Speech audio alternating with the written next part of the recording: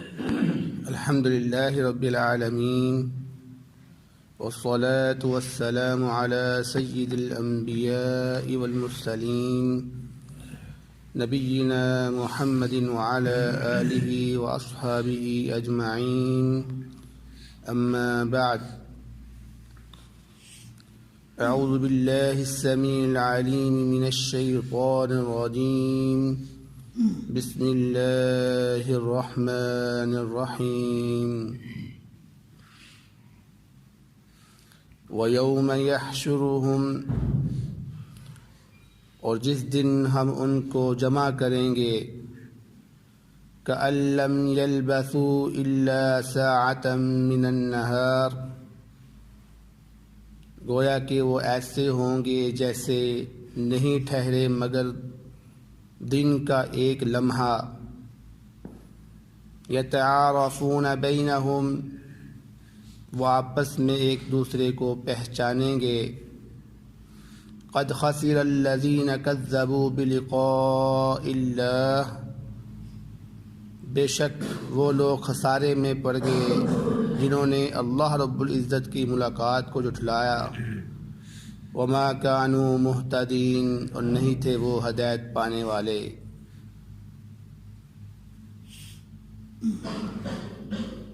سورۃ یونس کی آیت نمبر 45 آپ کے سامنے تلاوت کی گئی ہے۔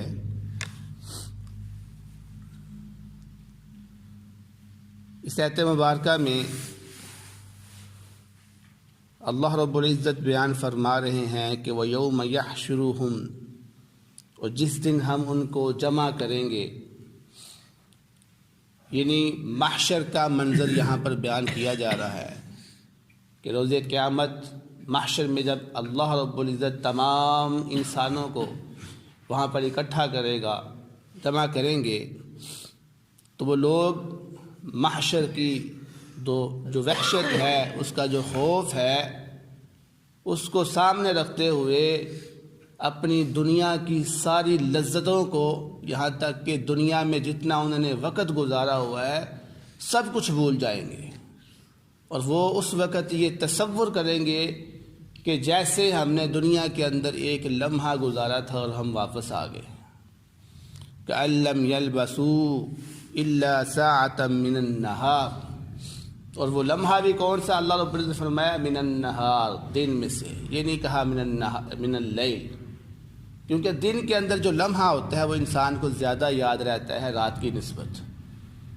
تو اس لیے اللہ رب العزت نے واضح الفاظ میں یہ بیان کیا کہ الا ساعۃ من نہار، ساعہ جو لفظ ہے یہ عرب لوگ اس کو بہت ہی کم لمحے کے لیے استعمال کرتے ہیں، اور اسی طرح لفظ ساعہ جو ہے وہ قیامت کے لیے بھی بولا جاتا ہے۔ قیامت کے ناموں میں سے ایک نام الساعہ بھی ہے، کیونکہ یہ قیامت بھی اچانک برپا ہوگی، جو کہ ایک لمحے کے اندر ہی سب کچھ برباد ہو جائے گا، ہر چیز تباہ ہو جائے گی، اس لیے اس کو ساعہ بولا جاتا ہے۔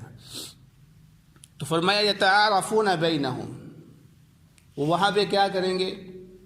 ایک دوسرے کو پہچانیں گے۔ اس کے دو معنی ہو سکتے ہیں۔ ایک معنی تو یہ ہو سکتا ہے کہ دنیا میں جو انہوں نے وقت گزارا ہے، جس کو وہ کہہ رہے ہیں کہ ہم نے ایک لمحہ گزارا ہے، اس لمحے میں ہم کیا کرتے رہے؟ فَمَا يَتَعَارَفُونَ بَيْنَهُمْ، ہم تو ایک دوسرے کو پہچاننے میں لگے رہے، اتنے میں ہی ہمارا وقت ختم ہو گیا۔ اور دوسرا معنی اس کا یہ ہے کہ روز قیامت جب اللہ رب العزت ان کو اکٹھا کرے گا، جمع کرے گا، تو پھر یہ ایک دوسرے کو پہچانیں گے اور ایک دوسرے کے اوپر شکوے کریں گے کہ تم میرے گمراہی کا سبب بنے تھے، تمہاری وجہ سے میں گمراہ ہوا، تم نے مجھے اس راستے پہ لگایا، میں گمراہ ہو گیا، میں نے تمہاری بات مانی اس لیے گمراہ ہو گیا، تو آج میں کٹہرے میں کھڑا ہوں۔ تو ایک دوسرے کو ملامت کریں گے وہاں پر۔ یتعارفون بینہم، فرمایا قد خسر الذین کذبوا بلقاء اللہ، بے شک خسارے میں پڑ گئے وہ لوگ جنہوں نے اللہ رب العزت کی ملاقات کو جھٹلایا۔ لقاء اللہ سے مراد کیا ہے؟ ملاقات سے مراد کیا ہے؟ قیامت کا انکار کرنا، یوم حشر کا انکار کرنا، کہ اس زندگی کے بعد کوئی زندگی نہیں ہے، اس کا انکار کرنا۔ تو وہ لوگ خسارے میں پڑ گئے، ان کی جو زندگی تھی وہ خسارے میں پڑ گئی۔ کیسے خسارے میں پڑ گئی؟ اس طرح کہ انہوں نے جو دنیا کے اندر زندگی گزاری تھی وہ اصولوں کے تحت نہیں گزاری، وہ شریعت کے مطابق نہیں گزاری۔ تو جو شخص اپنی زندگی شریعت کے مطابق نہیں گزارتا، اصولوں کے مطابق نہیں گزارتا، وہ زندگی گویا حیوانوں والی زندگی ہوتی ہے، اور حیوانوں والی زندگی وہ خسارے کی زندگی ہے۔ اس لیے فرمایا کہ انہوں نے اپنے آپ کے اوپر خسارہ پایا انہوں نے۔ وما كانوا مہتدین، اور دوسرا ان کا خسارہ یہ ہے کہ انہوں نے ہدایت بھی نہیں پائی۔ اگر زندگی گزاری ہے تو بغیر ہدایت کے گزاری ہے، یہ ان کا سب سے بڑا خسارہ ہے۔ تو فرمایا وَإِمَّا نُرِيَنَّكَ بَعْضَ الَّذِي نَعِدُهُمْ، اگر ہم آپ کو دکھائیں بعض وہ چیز جس کا ہم نے وعدہ کیا ہے ان کے۔ کیا وعدہ کیا؟ اللہ رب العزت نے نبی صلی اللہ علیہ وسلم سے یہ فرمایا تھا کہ ہم مسلمانوں کو، مومنوں کو غلبہ عطا کریں گے، اسلام کو غالب کریں گے، اور کفار کے ساتھ یہ وعدہ کیا تھا کہ ان کو ذلیل کریں گے، ان کو رسوا کریں گے، یعنی ان کو قتل کر دیں گے، ان کو قیدی بنا دیں گے۔ تو اللہ رب العزت اپنے نبی سے فرما رہے ہیں یہ جو وعدہ میں نے کیا ہے، اس وعدے کو یا اس وعدے کا کچھ حصہ یا تو ہم آپ کو دنیا میں ہی دکھا دیں گے، او نتوفینک، یا جب ہم آپ کو اٹھا لیں گے اس کے بعد ہم اپنا وعدہ یہ پورا کریں گے۔ تو یہ وعدہ جو اللہ رب العزت نے کیا تھا وہ نبی کریم صلی اللہ علیہ وسلم کی زندگی میں ہی کچھ وعدہ اللہ رب العزت نے پورا کیا اور اس کو دکھایا۔ اور اس کی شکل کیا تھی کہ آپ نے دیکھا کہ اہل مکہ کے اوپر اللہ رب العزت نے قحط سالی کو نازل کیا، بھوک کو نازل کر دیا، یہاں تک کہ ان کے اوپر خوف کو طاری کر دیا۔ یعنی مکہ کے اندر قحط سالی اتنی زبردست ہوئی تھی کہ اہل مکہ والے ہڈیاں کھانے تک مجبور ہو گئے تھے، ہڈیاں کھانے تک مجبور ہو گئے تھے۔ اور فرماتے ہیں کہ زمین و آسمان کے درمیان ان کو ہر جگہ دھواں ہی دھواں نظر آتا تھا، ایک عذاب کی شکل تھی ایک۔ تو اس وقت پھر کفار کے سردار ابو سفیان نے کہا کہ اے محمد صلی اللہ علیہ وسلم، تیری قوم ہلاک ہو رہی ہے، اپنی قوم کو بچا لے۔ اے محمد صلی اللہ علیہ وسلم، اپنی قوم کو بچا لے، تیری قوم ہلاک ہو رہی ہے۔ تو پھر نبی صلی اللہ علیہ وسلم نے اللہ رب العزت سے دعا فرمائی اور کہ اللہ رب العزت ہم پر رحمت کی بارش نازل فرما دے اور اس قحط سالی کو ہم سے دور فرما دے۔ تو اللہ رب العزت نے پھر رحمت کی بارش نازل فرمائی تھی۔ تو یہ ایک منظر تھا ان کے اوپر چھوٹے سے عذاب کا۔ اور اسی طرح پھر جو دوسرا وعدہ تھا اللہ رب العزت کا کہ اسلام کو غلبہ عطا فرمائے گا، اس کی بھی شکل یہ دیکھے کہ اللہ رب العزت نے جیسے جیسے جنگیں ان کی کروائیں، بدر کا موقع آیا، احد کا مقام آیا، خندق کا موقع آیا، خیبر تک جتنی بھی جنگیں ہوئی، جہاں جہاں جنگیں ہوتی گئیں وہاں وہاں اسلام پھیلتا گیا۔ تو بالآخر نبی کریم صلی اللہ علیہ وسلم کی زندگی میں اسلام پورے عرب کے اندر غالب آ گیا تھا، ہر شخص اسلام میں داخل ہو گیا ہوا تھا۔ تو یہ اللہ رب العزت کا وعدہ تھا جس کو اللہ رب العزت نے نبی صلی اللہ علیہ وسلم کی زندگی میں ہی پورا کر کے دکھایا۔ تو اللہ رب العزت اسی کا یہاں پر ذکر فرما رہے ہیں کہ وَإِمَّا نُرِيَنَّكَ بَعْضَ الَّذِي نَعِدُهُمْ أَوْ نَتَوَفَّيَنَّكَ، یا ہم اس کو آپ کے اٹھانے کے بعد پورا کریں گے۔ یعنی بعض وعدہ ایسا تھا جس کو اللہ رب العزت نے خلفائے راشدین کے دور میں پورا کیا۔ تو یہ بھی ہے۔